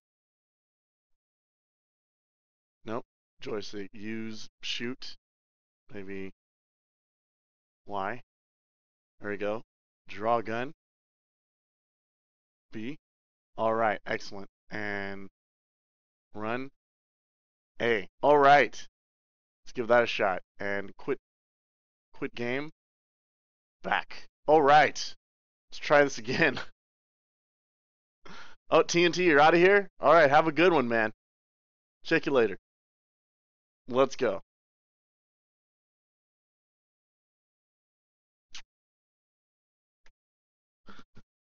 Ah, the beauty of playing Game Jam games and VR alphas. You never know what's going to happen. Get into the ship. Find out its destination and contents of its cargo. Sounds easy. Let's go. Kind of sounds like strong bad. That.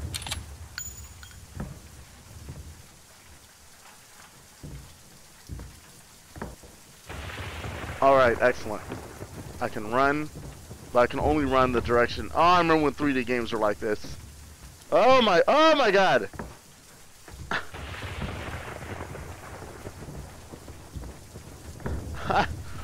What is with these steps? He's lifting his legs so high.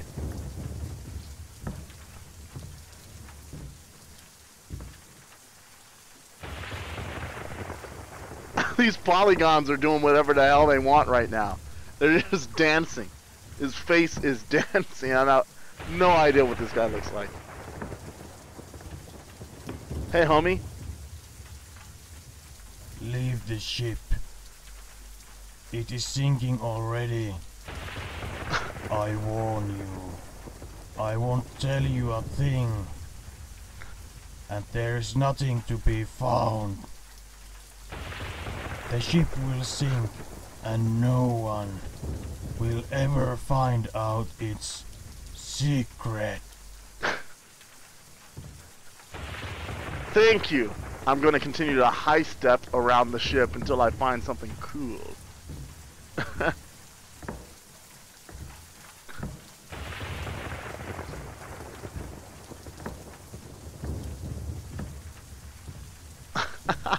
I just kind of fixed third-person camera view. It's a bit different, but takes a little bit getting used to. The door that opens here. Oh crap.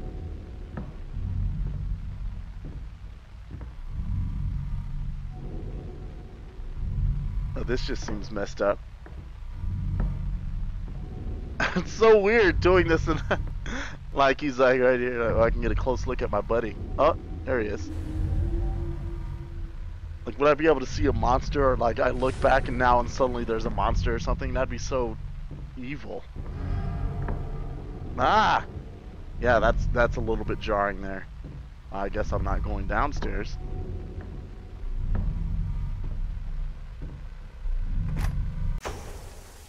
What?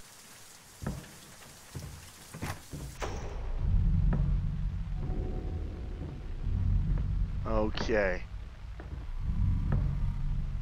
I can go up here? No, looks like I just have to explore a bunch of rooms in. The lock is busted. I can't open it.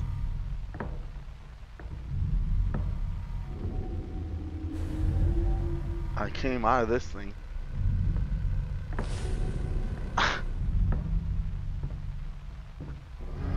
Why can't I actually, like, walk up the ramp?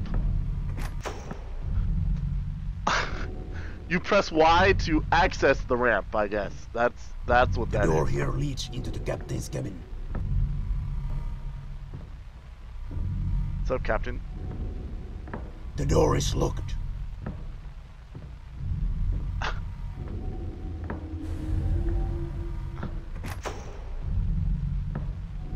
This walk animation is hilarious. Ah! Came from this way. Yeah, changing the camera views like this is a little bit jarring, a bit disorienting. Kind of interesting way to do it though. Like I could like look down the hall before he goes down the hall, and see what that's about. Let's The see. lock is busted. I can't open it. Great voice acting right there. The lock is busted. I can't open it. The lock is bastard. Is that what he says?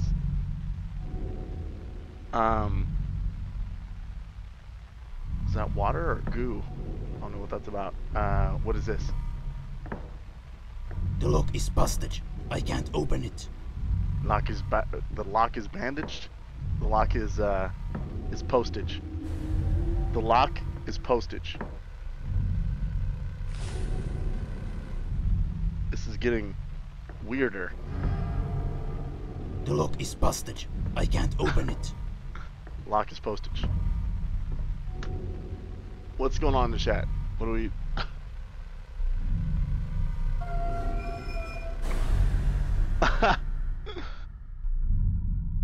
Oh, well, that's some weird warping going on. Alright. Keep going.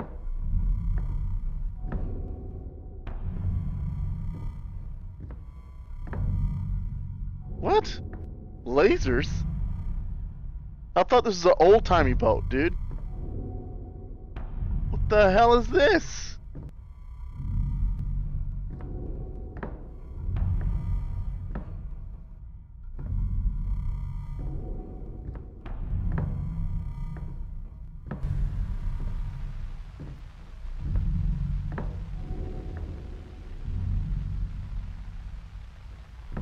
That seems horrible.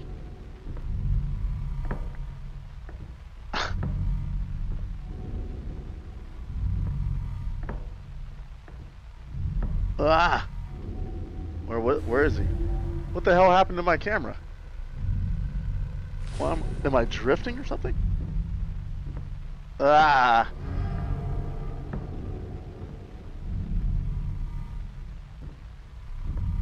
My own character. Like, just setting it up like this makes my... I get scared by my own freaking character. Like, I don't even know, like, all of a sudden he's somewhere hanging out. The lock is busted. I can't open it. The lock is postage. Can't go there.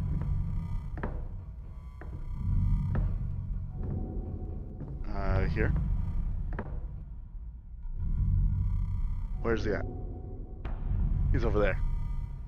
Okay. I don't even know where the hell I am. I don't know if it's resetting the view every time I do something or... Ah! Is it my own The drift? stairs are collapsed.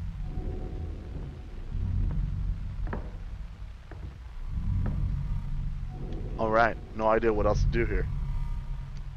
Ah! I get my neck worked out here. Alright. So, a little bit weird. Yeah. I like the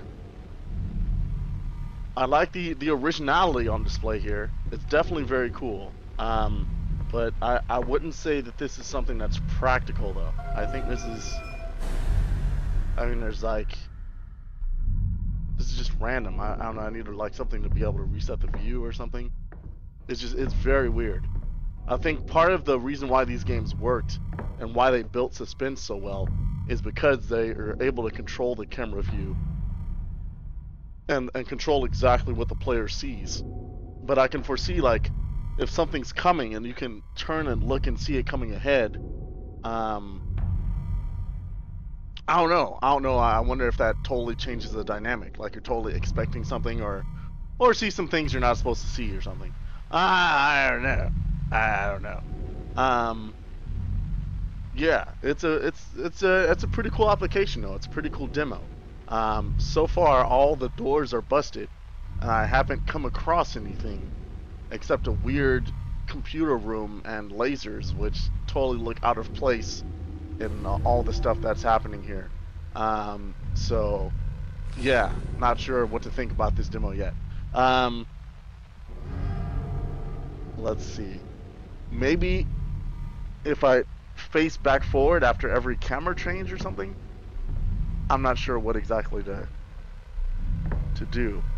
Because, I mean, I have to look that way for the camera to change, but then this becomes facing front, right?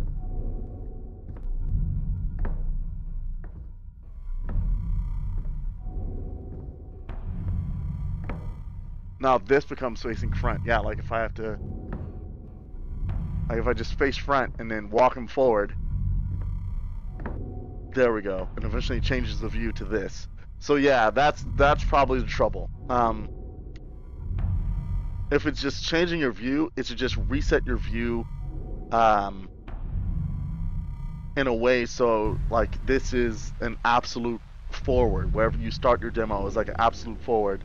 Because I think it's troublesome if I'm looking him go down the hallway that way, and all of a sudden it changes the camera and now that's center, and eventually it like whips me around so I'm like facing a wall or something very uncomfortable. I'm trying to turn all around in my chair to try to see what's going on. Totally you know, breaks the immersion of the game somewhat when I'm trying to even see what the hell's happening and fighting my own neck to do so. Yeah, I am liking this aesthetic, and you know, yes, absolutely, absolutely right. That was said in the chat there. It's intentionally ridiculous like this. I mean, it's not like the camera work on PlayStation 1 games was something to write home about.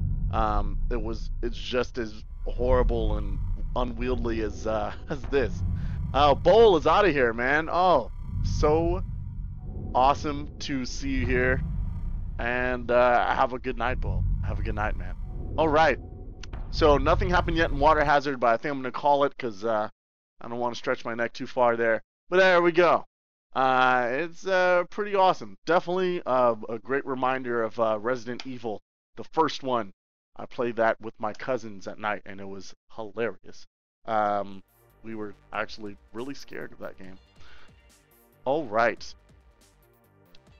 Excellent stuff. We are moving on to the next thing on the list.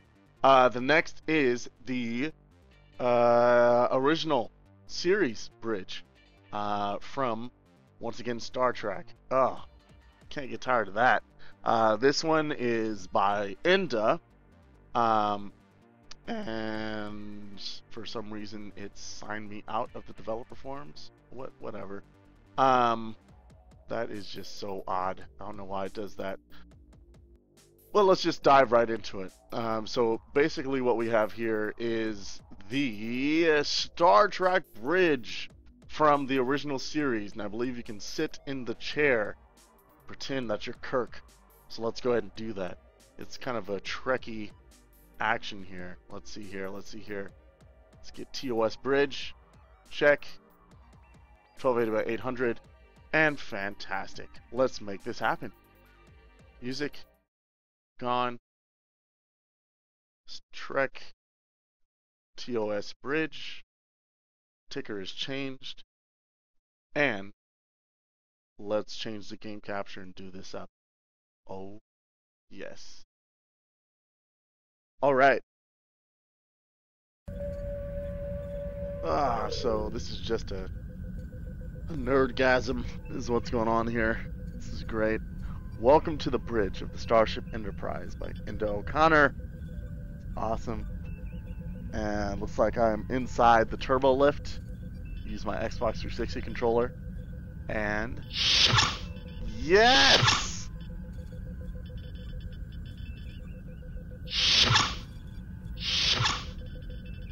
We're the two dudes pulling that apart. Oh my goodness.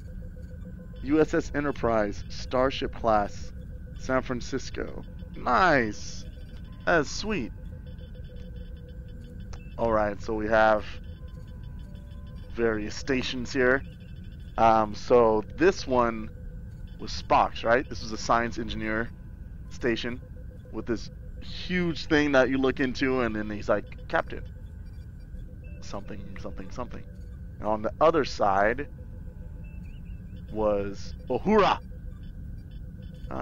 She was a bit farther down, right? at the communication station. Let's see, can I actually sit in the chairs? Oh, yes, I can sit in this one.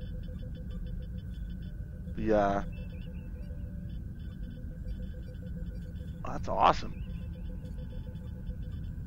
View screen is beautiful.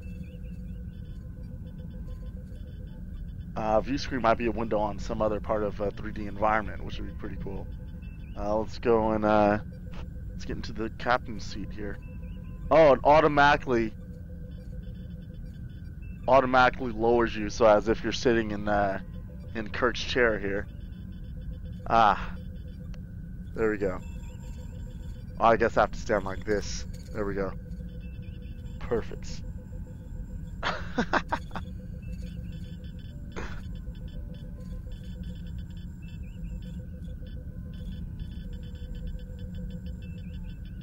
All right. Very, very solid. Very cool. Like all the various switches.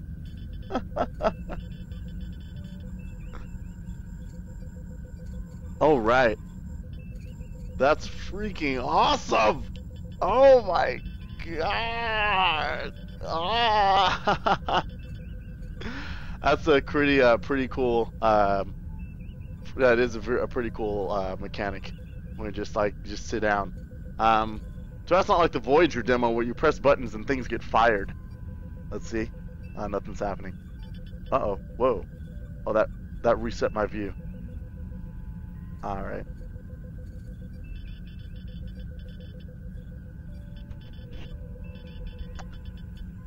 Ah, nice.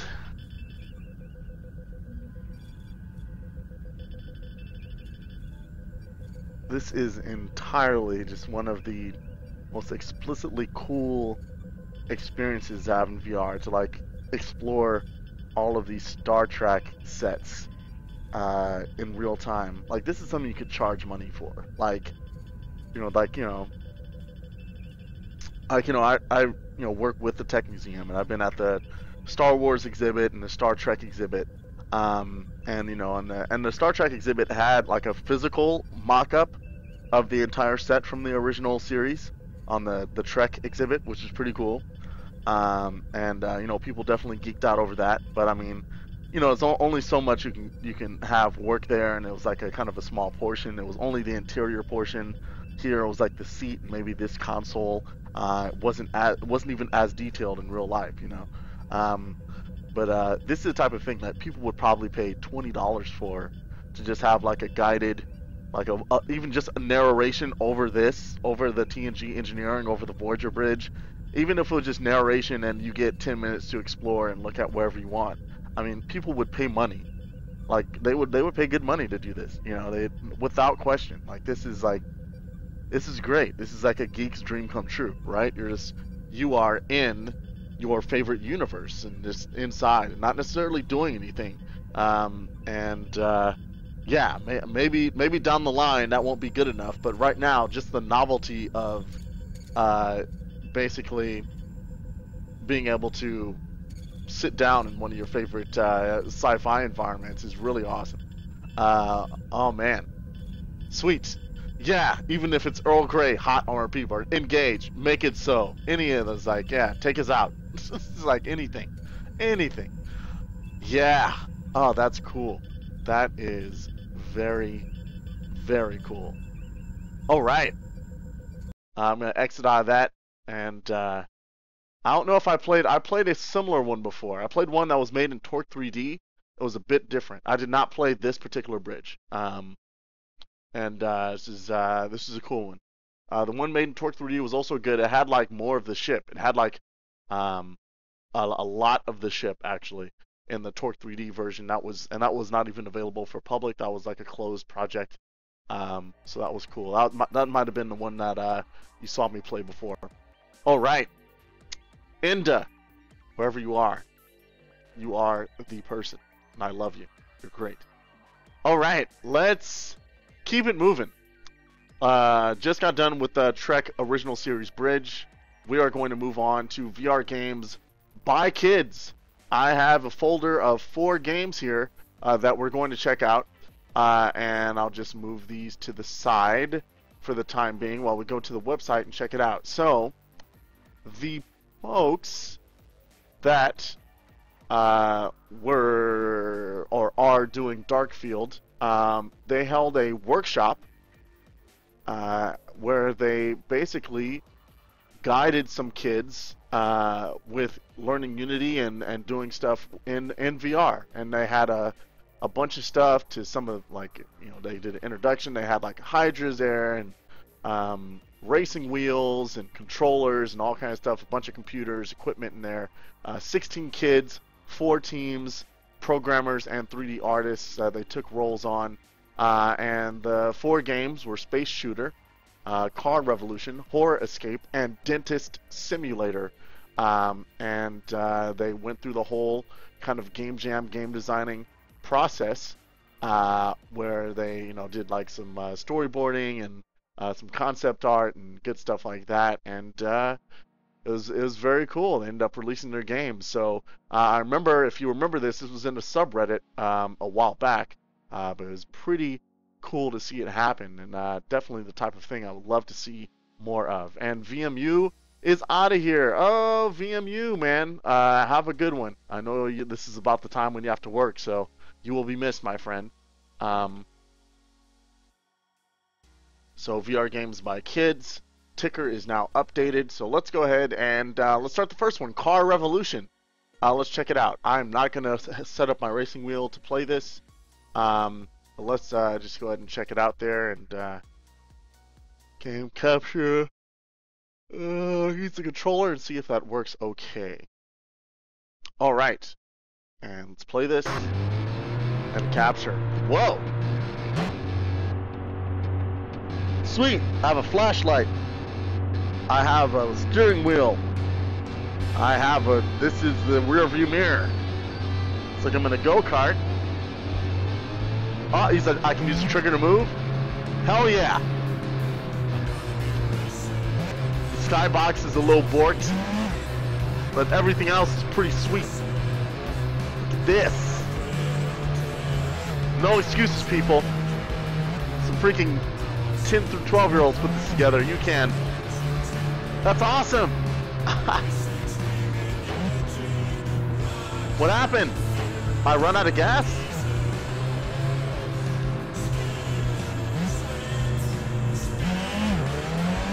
Oh, I just hold up. I'm thinking it was a trigger. I just hold up. Do some sweet jumps. Oh! Nice!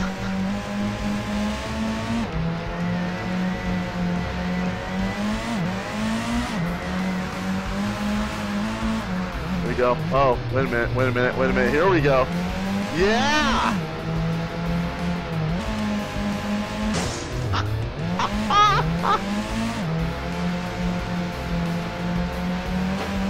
I like how all these cars are just randomly jumping everywhere. That's so awesome.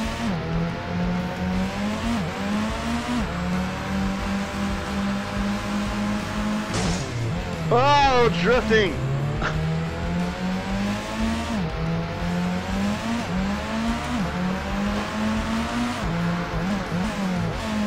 Boom. All right.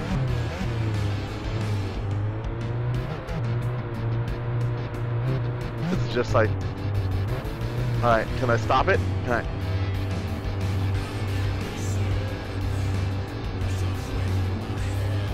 No. There we go. Cool. So that's a cool little demo. That was fun. 5 days, man. A bunch of kids did this in 5 days. Awesome. Yeah, definitely European kids. Kilometers per hour? Yeah. Alt F4. Let's get out of that. So that was pretty sweet. That's Car Revolution. That was sick. It was just there's lights everywhere. Yeah, they use Unity to make all of these demos, which is pretty cool. Let's check out the next, which is Dentist Simulator. Oh Jesus, this already looks horrible. Oh God.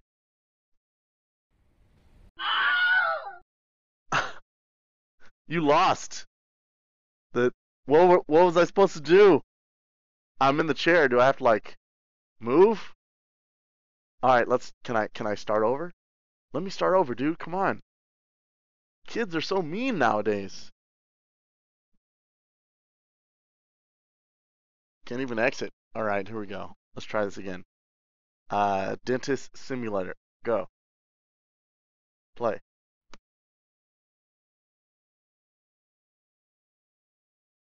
All right.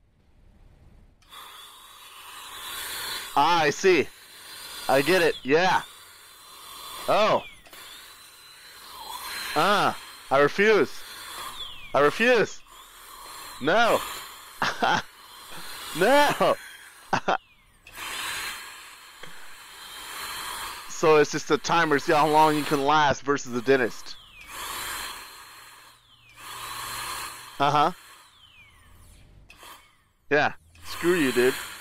I was just kind of worried because now it feels like he's gonna drill my neck. Oh, looks like I got caught. Looks like I didn't. I survived 41 seconds. So there's no winning when you go to the dentist. There are only losses and how long you can survive. That is the perfect child representation of the dentist experience. This is the quintessential. Look at that dentist. Look, why is he? Look at that. Look at this guy. Why is he even? Is that blood? Like, why is there blood around his mouth? Like, why would you go to this dentist? That seems very, very. He's French. Oh no, he's a French dentist. Very nice. That's awesome. That's an evil freaking dentist, dude. Look at that dentist, dude. Again, this is made by children in 5 days. Developers out there, you have no excuse. Make your game. Release it. These brave kids can release their stuff. You can too. All right. Next in our Kids Do VR series, this is something called Space Shooter. We'll do this one. And I don't know if we can use the controller or is it just up. Space. That makes sense. Excellent. That's pretty cool. So really straightforward. This is the type of thing my kids in video game design would do. You know, it's like all we need is to shoot something. I just need to move fast and be able to press spacebar as fast as possible, and explosions need to happen. This is yes. It's like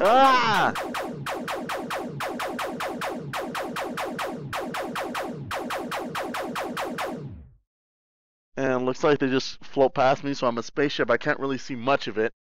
And then you just get a certain amount of time, and then that's your score, 467. So that was it. That's all I get. All right, so it's kind of like go for the high score type thing, and then they have a turret gun that's tracked to your head motion. I will shoot the score. Doesn't work.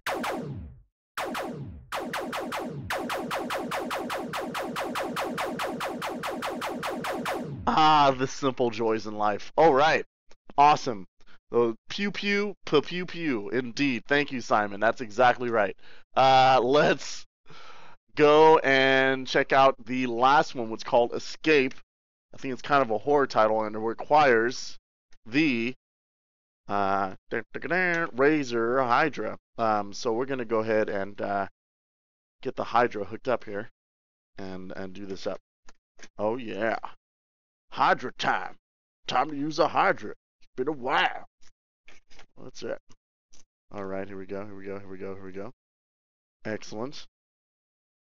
So again, this is a workshop that was done in by the Darkfield VR guys, which are actually making a pretty cool cockpit fighting shooting game, like a dogfighting type deal in space, and it's freaking sweet and awesome. And you definitely should check that out. It's darkfieldvr.com, right? Or darkfield-vr.com is their website, and you can check that out. And yeah, they have a pretty cool game going on. I believe they're in Germany, if I am not mistaken. And they're doing it up. So we're going to go ahead and plug in the Hydra. Hail Hydra. Here we go. Unplug my Xbox controller here. Plug in the Hydra. And there we go. And the chat is already teeming with hilarity. There again. Is that okay? Green screen? Alright. Excellent. Very awesome. Let's go ahead and start up Escape and see what this is about. 1280 by 800. Fantastic. Let's play. Oh, Jesus.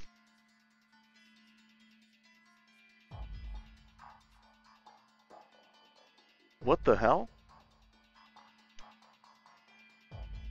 I have at least one hand in the environment. I can move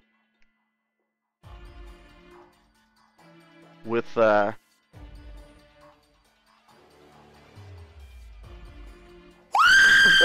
shit! What the fuck?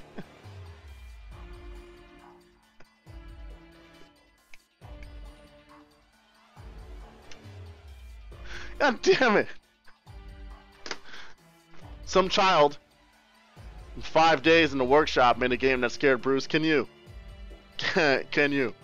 That's the question. There's no excuse. Devs making horror games. This some kid scared the shit out of me. God, that's creepy, dude.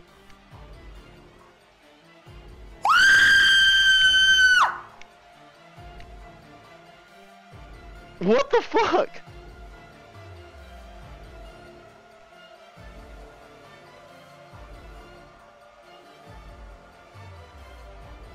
I'm so confused.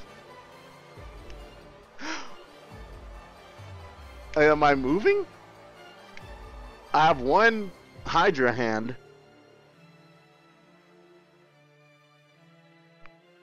I have one hand in the environment. Do I have another? So it's just one Hydra hand. Jesus Christ.